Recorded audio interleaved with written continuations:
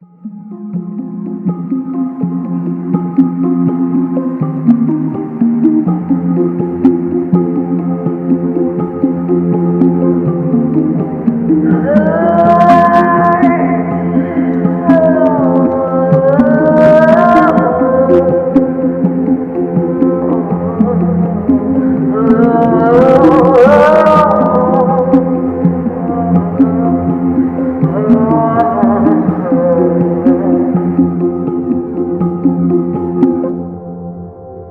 I'm Gabe. And I'm Kat. And we're the Ghouls Next Door.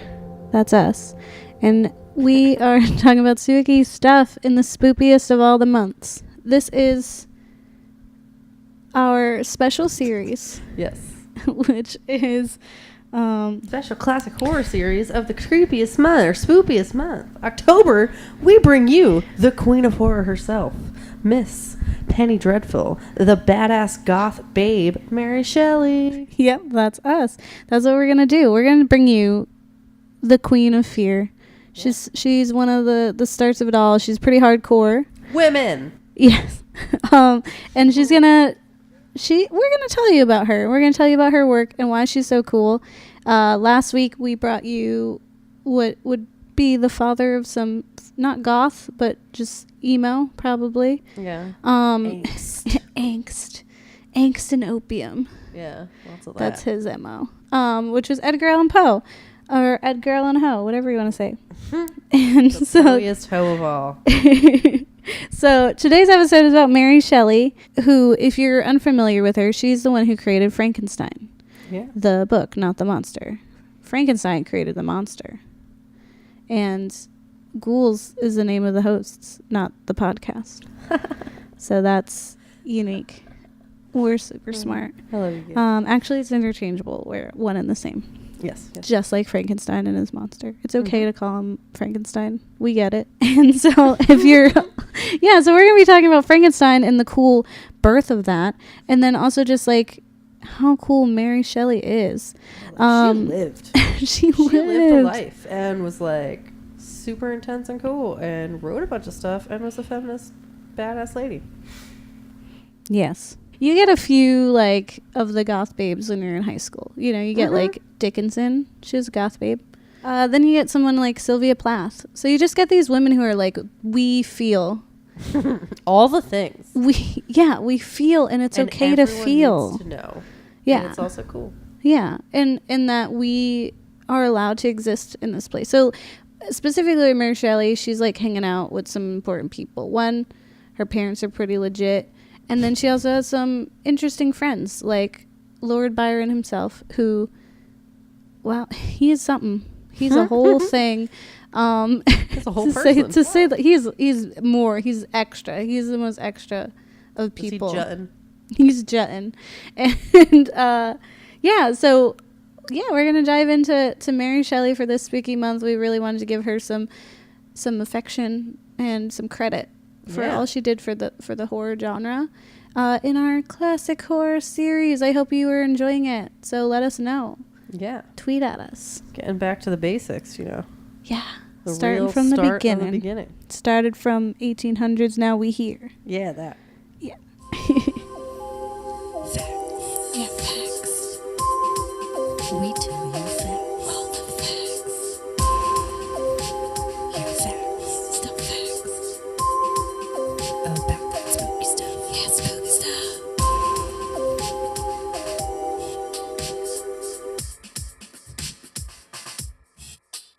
Mary, do you love me? Are you writing Frankenstein? I don't know that song. So you'll never ever leave from beside me. Because I But you resurrected will. you. Because you'll die eventually. No. Just like Aw. everyone. All right, here we Everyone go. dies. Okay. So welcome back from our little blip that we had there. Our little So stuff and things. here's some questions you might have. Like, who is Mary Shelley? Yeah. And also, why is she so cool? Tell me about it, babe. You know, like, why is she the coolest queen goth babe that ever existed? And here's why.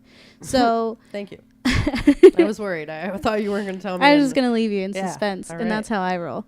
Please That's don't. what this That's podcast is for. literally the opposite point of the podcast. We're supposed to tell them stuff. So No, I just say words. Just leave you in suspense. No.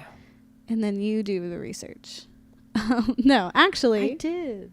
Yeah, no, not Say you, things. the listener. Oh, okay. So Mary Shelley was born cool. She was born cool in that she was born to two pretty dope parents. Well, her father started out pretty dope, and then he wasn't. And he was like, I'm rude now. Sorry, bye. Yeah, he was a big anarchist, but specifically, her mom was an awesome feminist. Her name is Mary Wollstonecraft, and she wrote... Such a cool name. Oh my Isn't God. it cool? And she wrote The Vindication of the Rights of Woman, which I have kind of read, which is sad as like a feminist.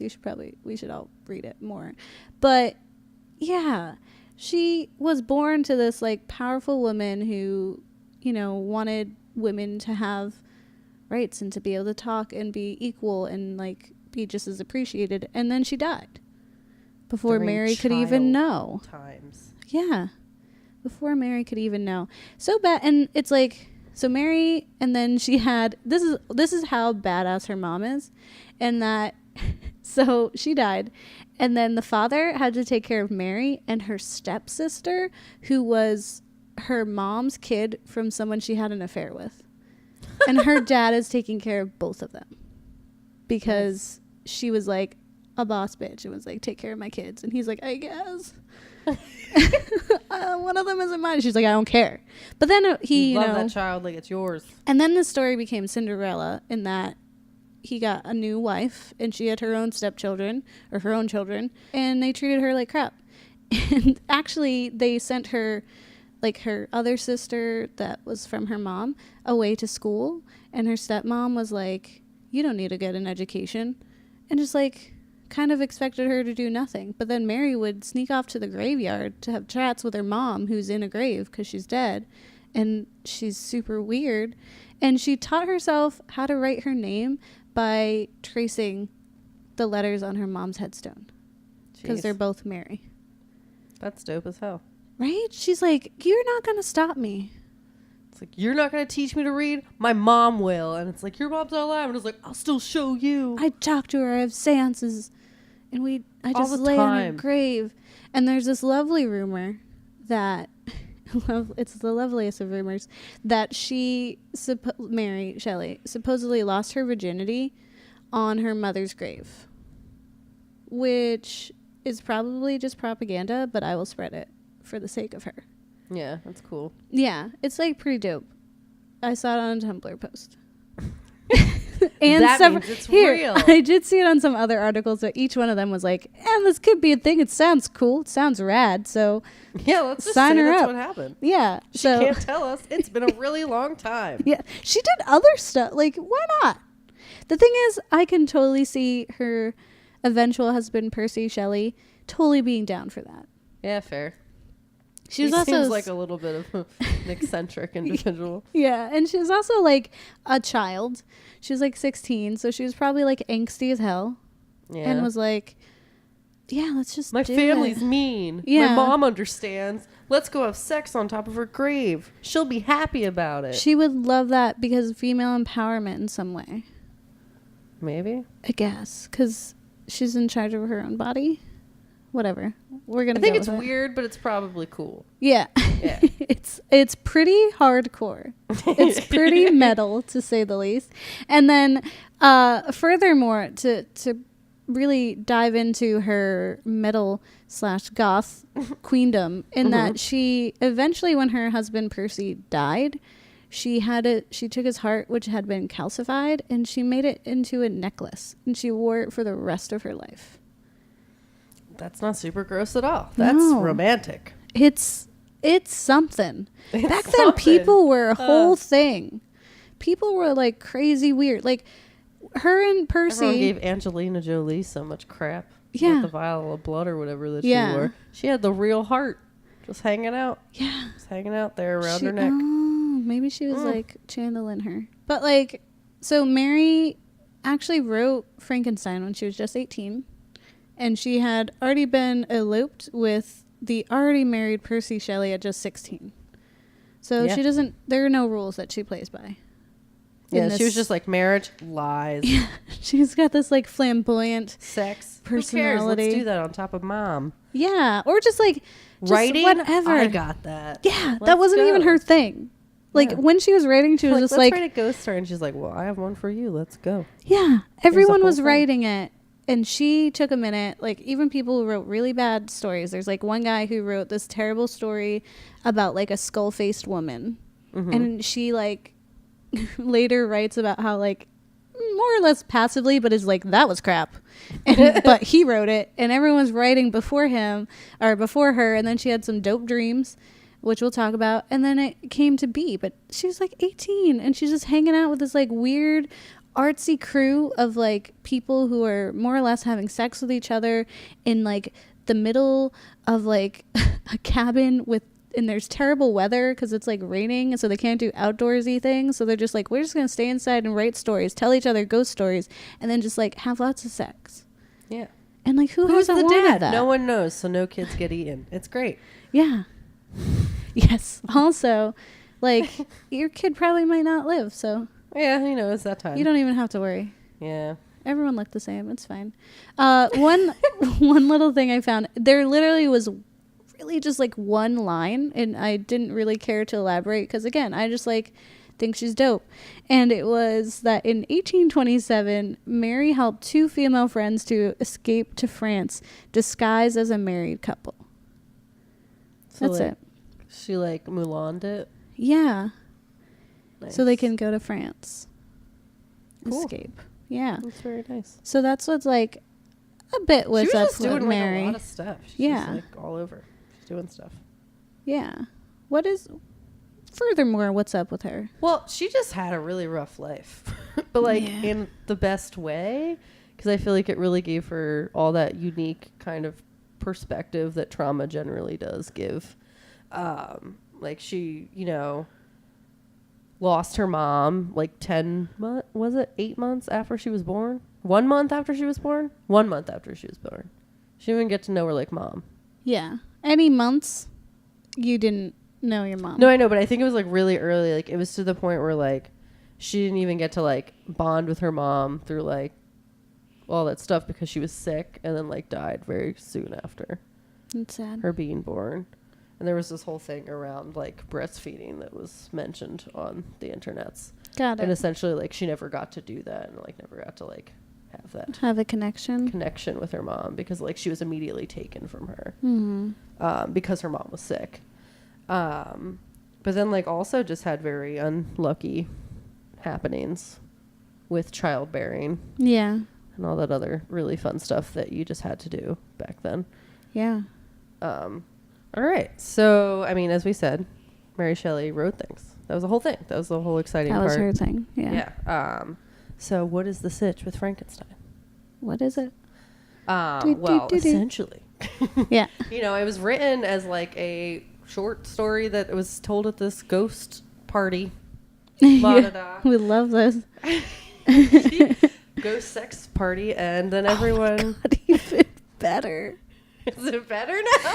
I wish I was there. You just want to go around having ghost sex parties. Good to know. Yeah. I feel Birthday's like I'm not coming gonna up. be there. I'll be there for the ghost part, but I'll be like, there's a lot happening here.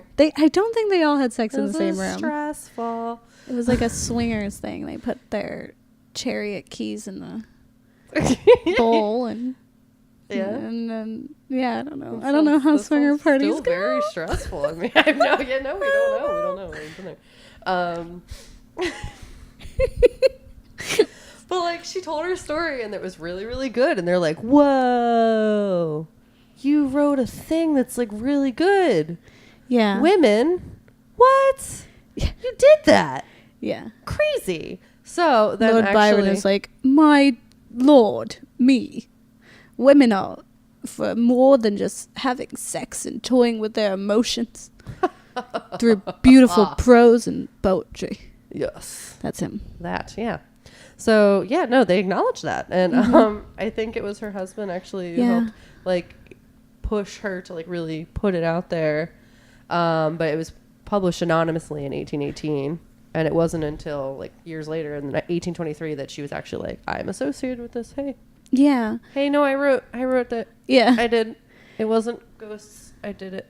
Yeah. Raising my hand in the back. And I think it's like and it might not be, but I think it has to do with her being a woman, in that it wouldn't have sold if people knew she did it. It's like, and that's a thing that still exists, like with female writers, that a lot of the times, like when you see something like, I hate to say her name, but J.K. Rowling, she's J.K. because then you can't determine whether or not she's male or female, so people would be more inclined to read her. And that happens all the time, sadly. Because they're like, women only write about love. And it's like, no, actually, we write about murder and Frankenstein and things coming back to life. And it's scary. And the vindication of women. But I mean, very honestly, she has so many names. Yeah. Like, her whole name is Mary Wollstonecraft Godwin Shelley. Yeah. So, like, her first name could have been Wollstonecraft, and she could just put that on. Like, no one would have known that's after my own heart. Yeah, she had like 8 million names. She's named after her mom and then put her last name there. Yeah. No, I get it. Yeah, no, I think that's dope. And then she also just added Shelley. Like, she didn't get rid of those other ones. Mm-hmm. That's she was like, this is how many names you think I can have? Wrong.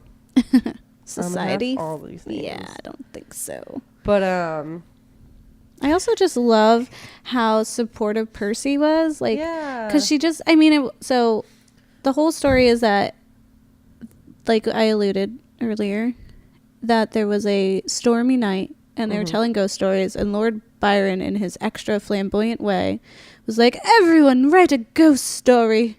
Entertain me, masses.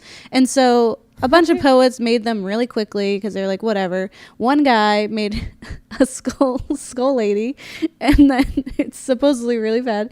And then, Byron had his. There's also, from there came the story Vampire with a Y, or vampire, which is said to have inspired Dracula, Bram Stoker's Dracula. So again, all like a birthplace of horror tropes and traditions started here.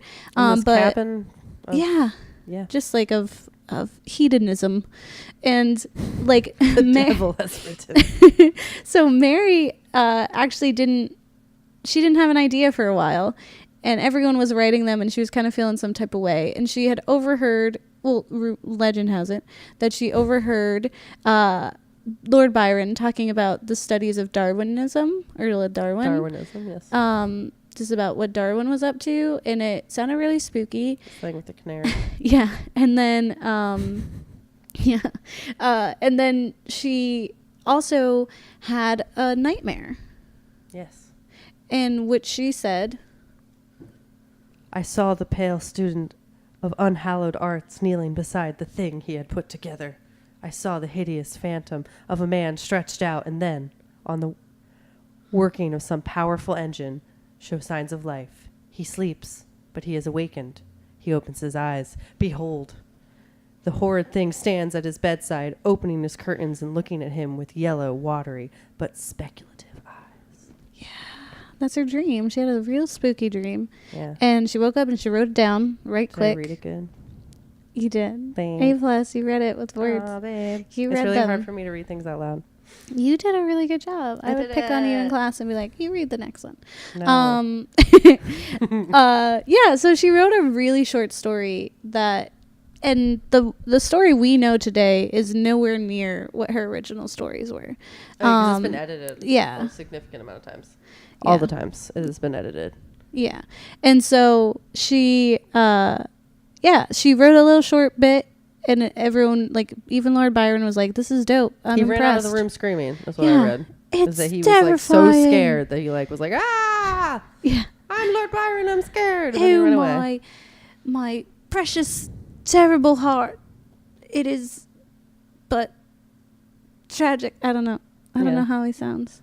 I don't know. I don't think anyone does. That was a very long time ago. It was before the recordings of things happened. I imagine he sounded like a little doughboy who wrote poetry and objectified women and used his beautiful words to lure them into his bed, and then he left them by the side of the road Dream man. No, he's the worst. No, I'm kidding. That was Yeah, a he's joke. bad. But he was impressed, and that's supposed to mean He something. ran out screaming. Yeah, and then I just love that Percy's like, Oh, this is babe. great. Yeah, babe. You're so talented. My sweet child bride.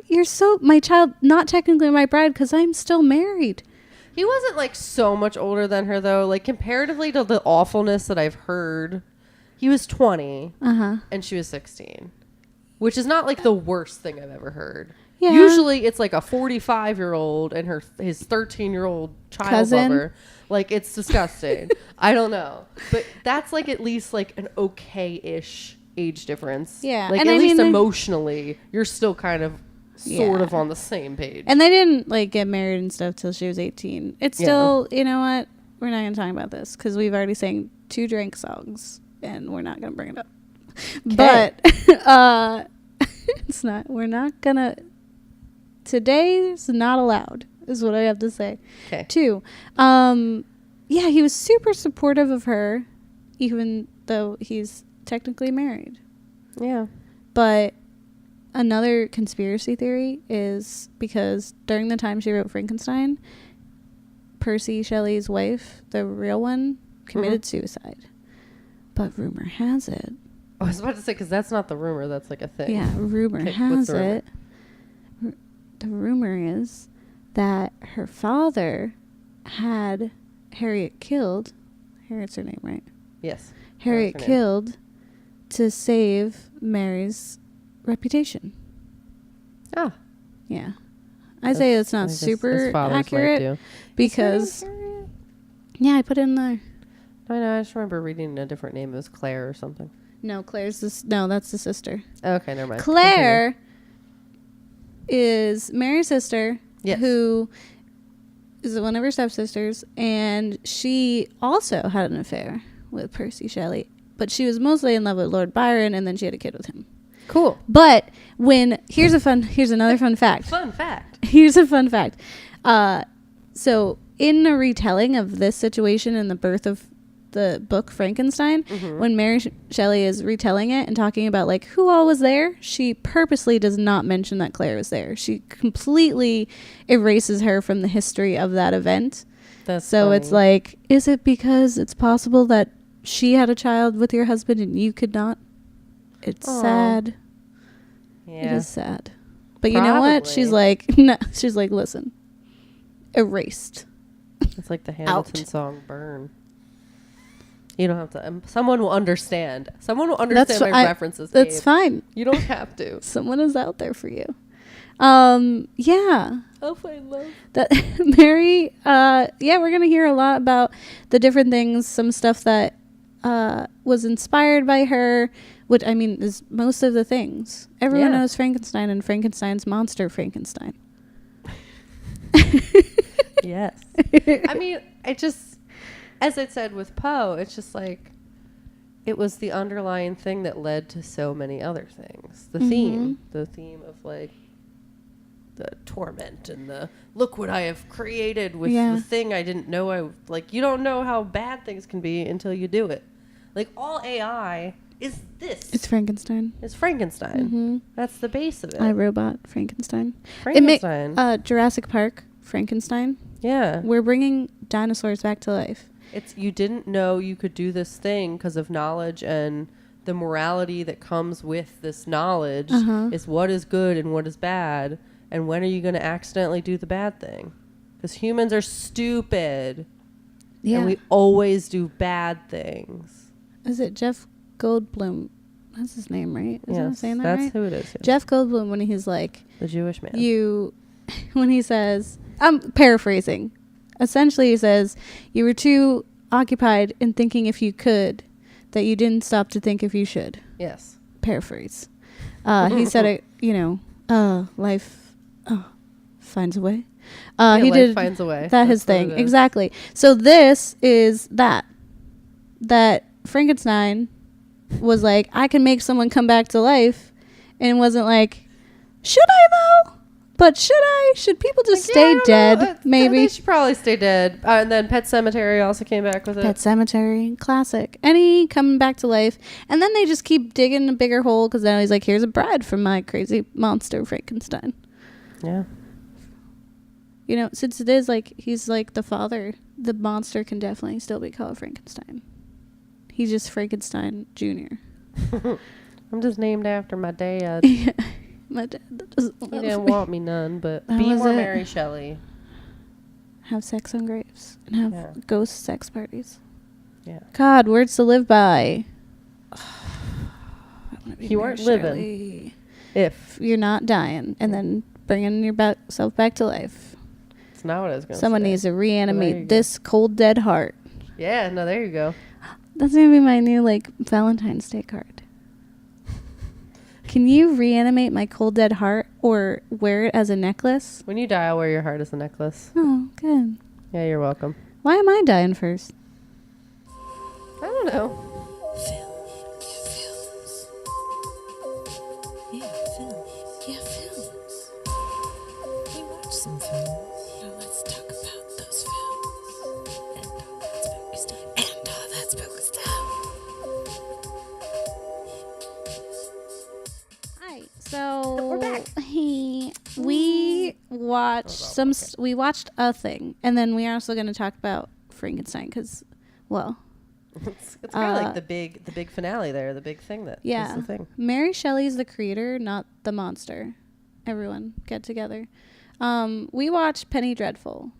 We did. I've watched it previously. I had not. And it's good. Well, that's not true. I watched the movie version that has nothing to do with any of that stuff, and it's about this girl getting trapped in a car and then this man tormenting her. Oh. Yeah, it's No, very scary. that's not this. It's very scary, but it is not this. Yeah. Yeah. So Penny Dreadful is a series. You can watch it on Netflix. It ran from 2014 and 2016, and it was one of those beautiful, odd series in which it has a defined end, and it stops there. Cool. It was like, we're done the thing, and it's over. We do not have to drag it out. Supernatural. I mean, that's just because they just want to make more money and they know they can. Yeah. Or if it's actually for the art, they stop because that's the purpose. You're trying to make something beautiful, not just make something to make money. Yeah. Exactly, Kat. Everyone makes get me. mistakes. Everyone has mistakes. Yeah. Especially those people.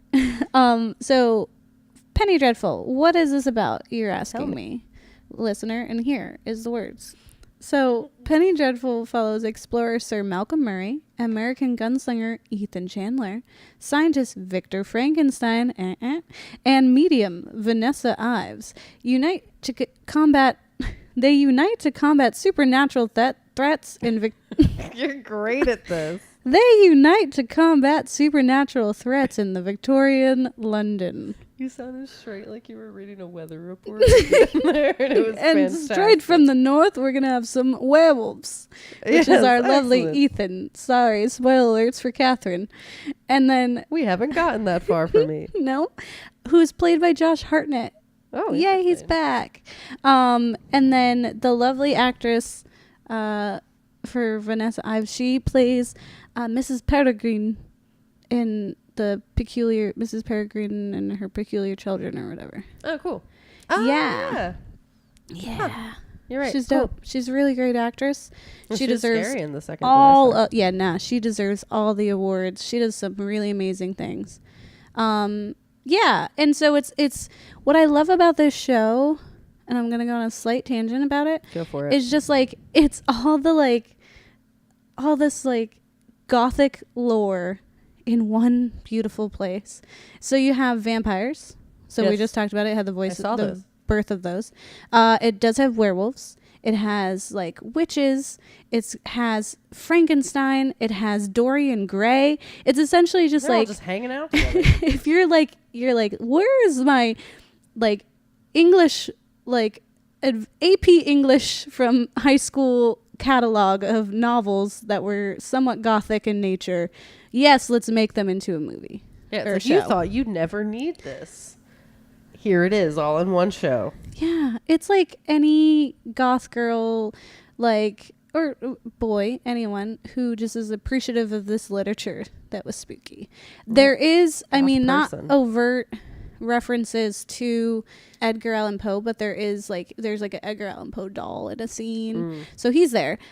Specifically, so there's a lot of obvious things. So there's like, you have like the Western cowboy, which is a trope. You have Frankenstein and Dorian Gray, but you also have Sir Malcolm, who is, in my opinion, a reference to things like when, you know, you're hearing about his exploration in the Congo, and he's just like this white guy who's like, I'm gonna go find things. Two things come to my mind.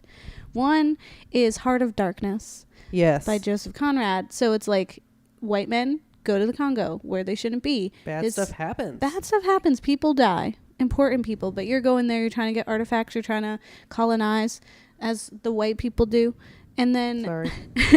and then, you know, like, yeah, he's trudging and all this stuff. And then he comes back, and there are problems because of that. Two, what I think about is Lovecraft. Like, a lot of H.P. Lovecraft, which we're going to have a whole episode about next week. We will. Because we're doing weekly episodes, guys. Listen to our words every day. Every week. So a lot of his stories are essentially like these tales where an explorer goes to Africa, finds some weird artifacts or something with the ancient ones. And in this, there's a reference to like the hidden ones. Like there's just, it's just like the stuff you don't understand, and then it's just like you're not respecting it or using it. Yeah, and you're unlocking things that are supposed to be like not unlocked, you know? Yeah. Like, in that your human brain cannot even fathom understanding. And that's like the whole thing is like we're now diving into the occult. We're getting weird.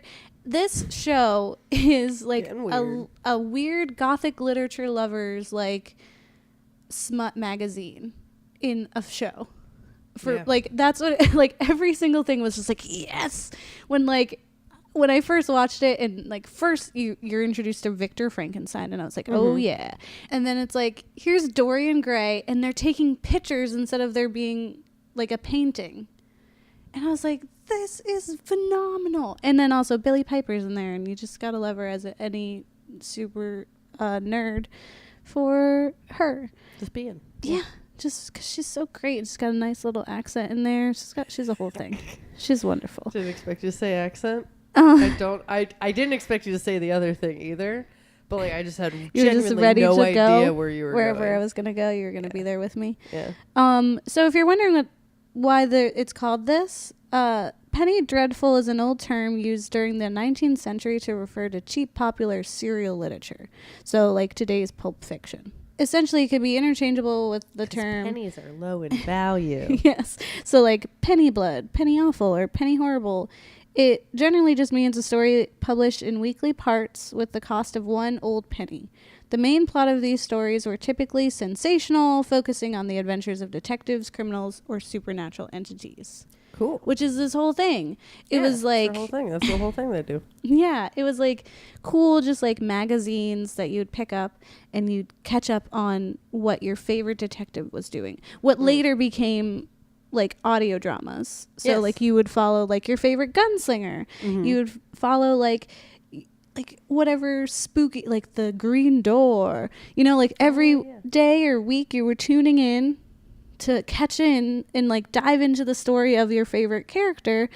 And that's what penny dreadfuls were, but they were mostly focused on the macabre, like the spooky, the spoopy, thinking of like, you know, stuff that would have been spurred by like Jack the Ripper in that time period. So it's super cool. Speaking specifically about Frankenstein in this is that, so one, there's a first Frankenstein who's Proteus. So you're thinking about like Proteus. He was so nice. He was such a sweet man. And his whole thing with the sea. Spoilers, but so sad. Just makes me think of Moby Dick. I was like expecting him to be like, call me Ishmael, and I would have lost it, but that would be too on the nose. But then Let's bring back everything from AP English. Let's go. Yeah, go. My teacher would be so proud of me. But then you have like the OG Frankenstein's monster, Frankenstein. In the book, he doesn't have a name, but in the show, his name is either Caliban or John Clare. And Caliban refers to a character from Shakespeare's play The Tempest, who, just like the monster, is described both as monstrous. The quote is, "a freckled whelp, hag-born, not honored with a human shape." And he's sensitive with a legitimate grievance against his master, Prospero, which in this case would be Victor. John Clare was a real English poet during the Romantic movement, the same in which these lovely people existed. So that's like Shelley, Lord Byron, all the people having ghost sex. Clare had a tragic life, and although his mostly rural-themed poems were generally well received, their sales were not sufficient to earn him a living to support his wife and children, just like our poor Edgar Allan Poe. And especially after he started suffering from mental illness and alcoholism, which just happens to kind of come with the label of writer at this time. So he was institutionalized due to his florid delusions, which included the beliefs that he was really Shakespeare or Lord Byron in disguise. That he had multiple wives and that he was a celebrated boxer. So thinking about putting that onto... So he just had like some... stuff going on. He had a lot of stuff going on. He was definitely deteriorating. And so taking this name of this tragic writer who existed during the same time and fancied himself Lord Byron and Shakespeare, and then putting it onto this monster, that's phenomenal. This show is amazing. Binge it. All of you go binge it. As someone who's only watched 2 episodes, I was so attached to Proteus, and my heart. Yeah. It's that, and that's the whole show. The whole show does really, like, there's a lot of complex things in the background, and again, that you're studying the occult, you're trying to find out, but just as like a literature nerd, you're just getting really excited about everything that's happening, and then also just as a viewer, you're getting emotionally attached to all these characters, and even though they're all kind of flawed, you're still like, I get it, because you're seeing like the good part of them too. Like even Dorian, as weird and boy man he is, you're still like, yeah, I get you. Yeah, the whole thing going on. All right. Yeah. I'm here to figure out more about it. Yeah, and I think it does really good for the time period and for the art style, and it's scary. It is scary. Yeah. Like that whole possession scene, that was intense. Yeah, half the time there I was like, is she just acting? Is she mad at the old man with beard? What is happening? Bring me with you, father, to the Congo. Bad things won't happen. I'm dying. Why'd you leave me? I have no more clean trousers, father. Did you name the mountain? You didn't name the mountain. You're so mean. So sad. How would you not? Your son dies on a trip that you take him with you to go to, and you don't even name a mountain after him? Did he name the mountain something else, or did you just not get to name a mountain? He named the mountain something else. Yeah. I hate this man. Yeah. Your son is dead. Yeah. Rude. He's not great. So you deserve to cry in front of everyone. So we also wanted to talk about Frankenstein, since that's like her, that's her whole thing. And last week we talked about our favorites when it came to Edgar. With this, it's like she has made other stuff, but let's be real. This is what she saw, she triumphed, which is Frankenstein. And the story goes that Frankenstein follows Victor Frankenstein's triumph as he reanimates a dead body, and then his guilt for creating such a thing. When the Frankenstein monster realizes how he came to be and is rejected by mankind, he seeks revenge on his creator's family to avenge his own sorrow. So, yeah. Yeah, that was the whole thing. Oh, the whole That's episode. what happened. But there's, it's more. Frankenstein is more. Let's dive in, Kat. Let's take a deep dive. I mean, there's a lot of thoughts behind Frankenstein. There's all the reasons you think that maybe she wrote it the way that she did, that's outside of a dream, or all the outside influencing factors. There's the fact that it's very unique in its like scariness, like, and the way it's presented. Yeah. In the way that, I mean, I think it was like something Kohler or something. Aaron Kohler, I think, was the lady's name. I don't know who she was, but she said the following. Yeah. Is that the only reason that it was able to be like as unique and like haunting and like sorrow filled as it was is because, one, Mary Shelley was a mother who had lost children. Yeah. And like that is like the worst thing that can happen. And like it just gives you this new profound outlook on life. And there was like a big thing where it's like you want the people in your life to still be with you. You want to reanimate them, but that's a bad idea. Because when that happens, they're not the same. Or their comeback is something worse. Or the thing you thought you were going to get just isn't that thing. Yeah. Full Metal Alchemist. Whoa. I thought I was going to do a good job, but I did a bad job. Yeah. It's the laws of equivalent exchange. Yeah. And you can't exchange a dead thing for a live thing. What is That's not how it works. scientific components that make a person in their soul?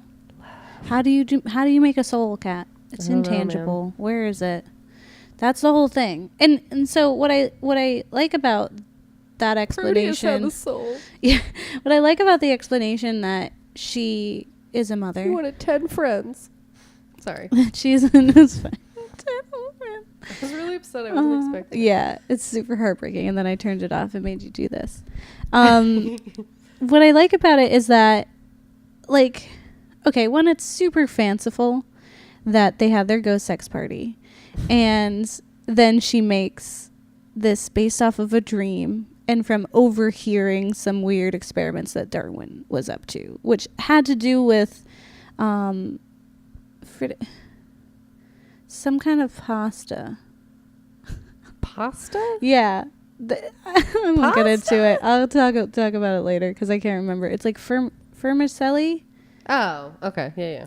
Right? Probably. That was like something. Whatever. So, like, yeah, that sounds wonderful because that's lore in itself, just like what Mary Shelley has become, because you have stories like the calcified husband's heart, her having sex on her mother's grave, her like being, you know, this like amazing, just like haphazard teenage girl that just fell into writing this amazing story.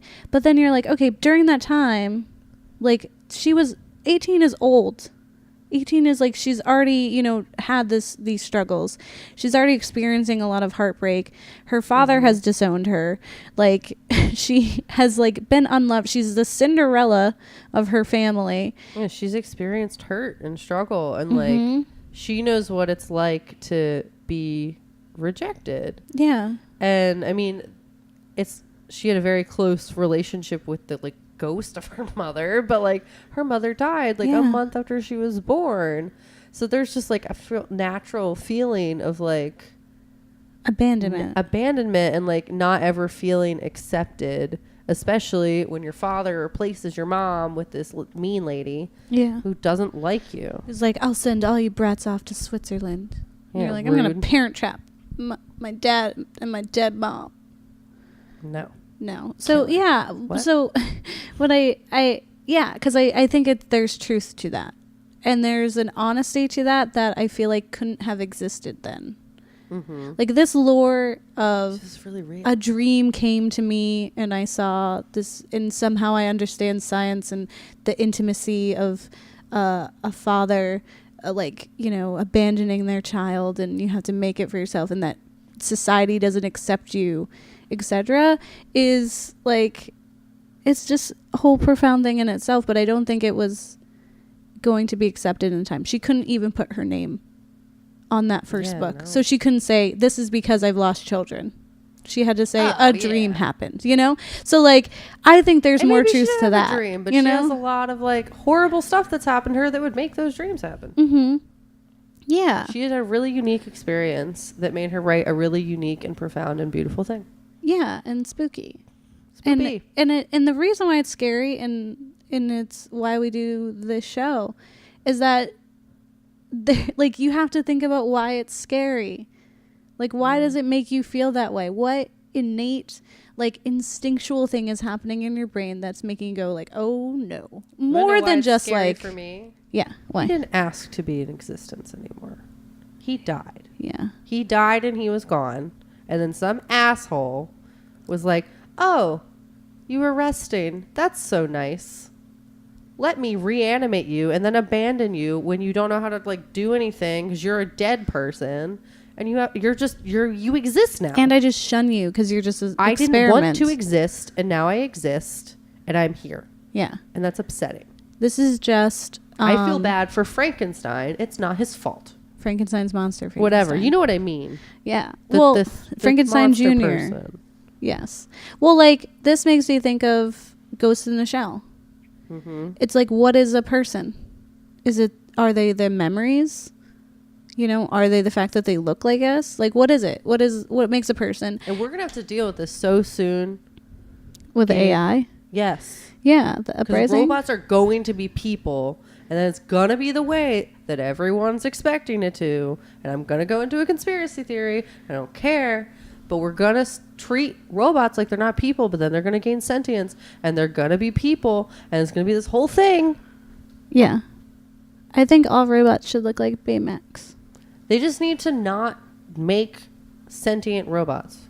Yes. Because they're just making something that's going to hurt and be sad. And we're not going to treat right like we do people. Yeah. Continue. And that's this whole story, you know? So she talks about the knowledge for good and evil, the invasion of technology into modern life, which back then was like not even technology, you know? Like having that knowledge. Like electricity was new and like, cool. what does that mean? Yeah. Yeah. Like electricity was the hip new thing. And that's why you have the big bolt of lightning and it's like, Igor, pull the lever. You know, and so it's, yeah. And then you also have the treatment of the poor or uneducated. Mm-hmm. And when you're watching Penny Dreadful, like Proteus is like a simple man and everyone treats him that way. Like they're gonna take care of him. Whereas when you have John Clare, everyone treats him crap and he's really smart. And then she also, talks about the restorative powers of nature in the face of unnatural events. So again, it's life always finds a way. Yeah, it's like, honestly, she predicted she just put the baseline down for everything. And then also predicted a lot of crap where she was like, hey guys, just because you can do a thing doesn't mean you should. Yeah. And this is a perfect example. And then they made atomic bombs and all this other crazy stuff where it was like, you should just listen to Mary Shelley and read Frankenstein and been like, hey, no, maybe we shouldn't do that because clearly it's not a good idea. You don't know what's going to happen. Yeah. Science is scary, but it's good. You need to do science. But like what I'm saying is just because you can doesn't mean you should. Yeah. It makes you mad. People never listen. Gabe, They're gonna learn. They don't. I listen. Feelings. Yeah, feelings. Yeah, feelings. Yeah, I said feelings. Let's talk about feelings. Okay. And all that spooky stuff. I love spooky stuff.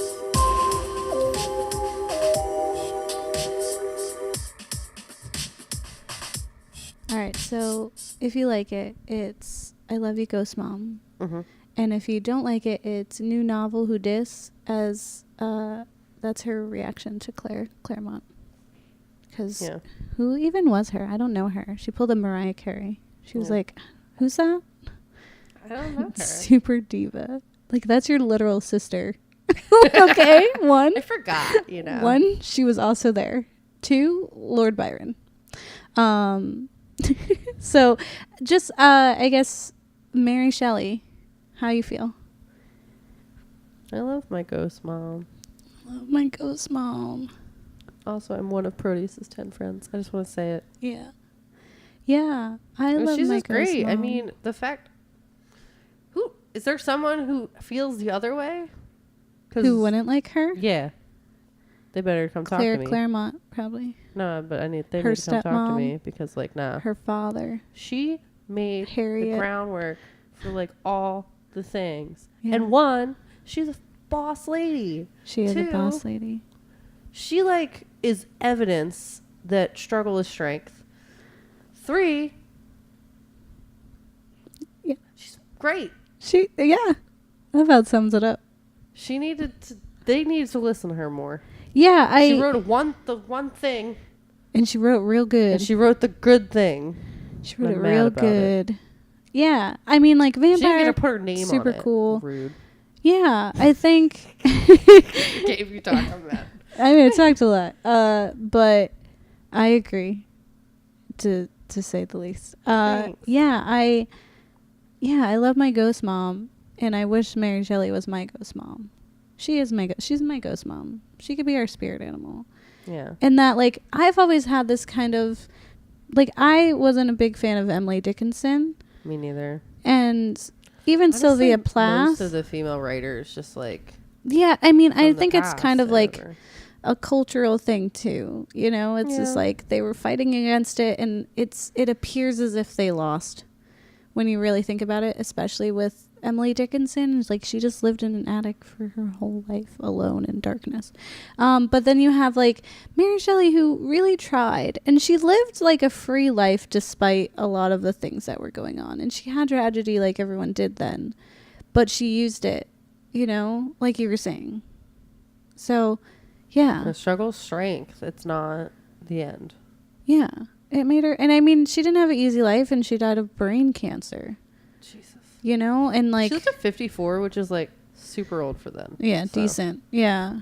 Like, she had one child. She did have a child, Percy. Mm-hmm. And yeah, so named after Dad. Yeah, it's Percy Jr., Frankenstein Jr. Yeah, and I think so.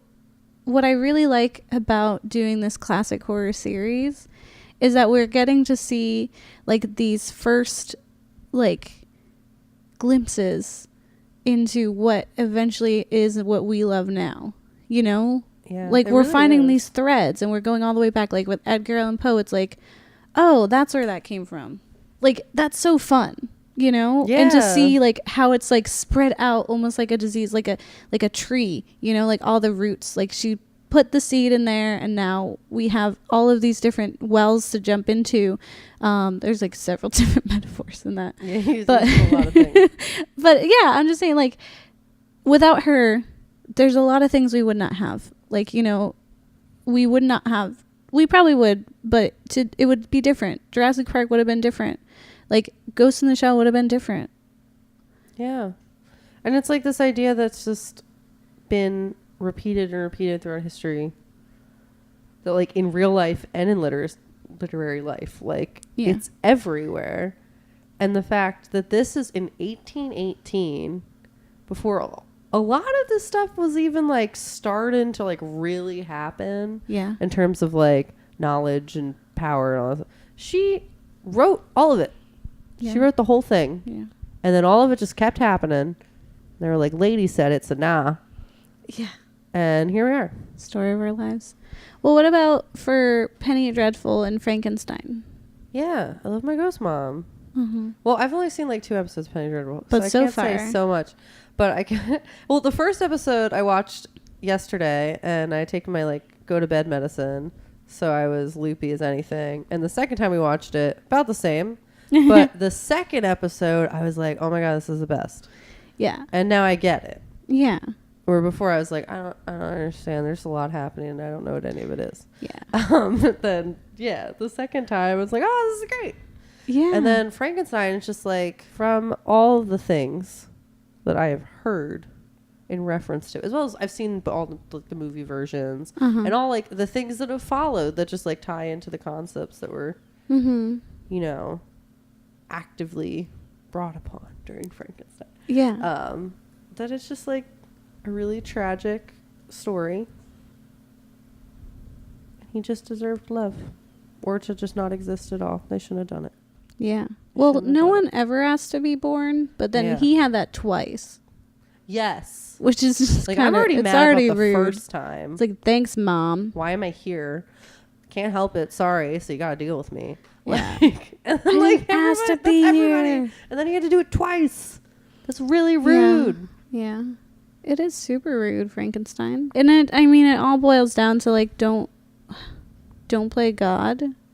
And that's what scientists do. Yeah. And it's not going to stop. And, there's only going to be newer Frankensteinian lore happening now. Like, think about a cool Frankenstein-ass book we can have now. I mean, the biggest thing is it's like people aren't satisfied. Yeah. It's just human nature, I guess. And this just plays upon that, in that, like, there is never enough that will be enough until you figure your own stuff out. You can't just, like, keep adding and adding and adding. You can't have more life. That's not how it works. You have the life you had. You live it. Cool. Yeah. When you think you can have more, you turn people into monster people. It's too much. You did wrong. You need to be satisfied with what you got, be who you are, Yeah. and stop trying to do extra and be crazy. Yeah, I agree. It's rude. It is rude. She also wrote a book called The Last Man or Last Man, which is about a man who survived a plague. And he's the last one, which made me think like of her surviving all the other people. Yeah. Well, it made me think of the show Last Man on Earth, and then I Googled it, and Last Man on Earth gives credit to all these other people, but now I'm like, I want to read this book, but mostly because I think it's going to be awesome, but also because I feel like he's not giving her credit. It's literally called The Last Man on Earth, and hers is called The Last Man, and the premise is that he's the last man after a plague. I got angry because she's being not heard again. Yeah. So I'm going to investigate, and then maybe I'll start a Twitter war. Yeah, honestly. Who knows? Stay tuned. So, yeah, remember to, if you like us, let us know. Tell us on the iTunes or on Twitter, or just let us know. And if there's any cool stories about Mary Shelley, or cool stories about any of the classic horror people, next week, stay tuned. We're going to be talking about H.P. Lovecraft. Yeah. Which I'm super excited. And then later we have Boris Karloff and Bela Lugosi to talk more about the cinematic worlds, and just Dracula and Frankenstein and all those good old spookies that we had before. So yeah, stay tuned for the spooky month, and then we have a great thing in store for you for the day of the spookiness. It's gonna be really good. And I know we always are spoilers. I'm not gonna spoil it. Yeah. Spoil it. But it's really good. Yeah. It's not gonna And get y'all are spoiled. gonna love it. We won't spoil it for you. And I hope you feel like I do, and that I didn't know how it was going to be doing all the classic stuff, and I've been pleasantly surprised the entire time. It is, yeah. So I hope y'all are pleasantly surprised by how great these episodes are, because I was literally like, what are we going to talk about? Yeah. And then we're talking about it, and I'm pumped. like, oh my God, I have so much to say. Yeah. I was super pumped about Mary Shelley. Yeah, because we've covered some, people, and none of them ladies. So we got to represent with our nice favorite goth babe, Mary Shelley, Queen of the Spooks. Yeah, she's Mary Shelley, not Mary Shelley's monster. Get it right. Yeah, so... She also has 6 names, and they're all great. Don't get married because they'll get your kids, and then you have to reanimate them, and then they'll kill the dad. Yeah, it's a lot. It seems like a whole thing. Yeah. Yeah, don't do it. Okay, bye. Bye.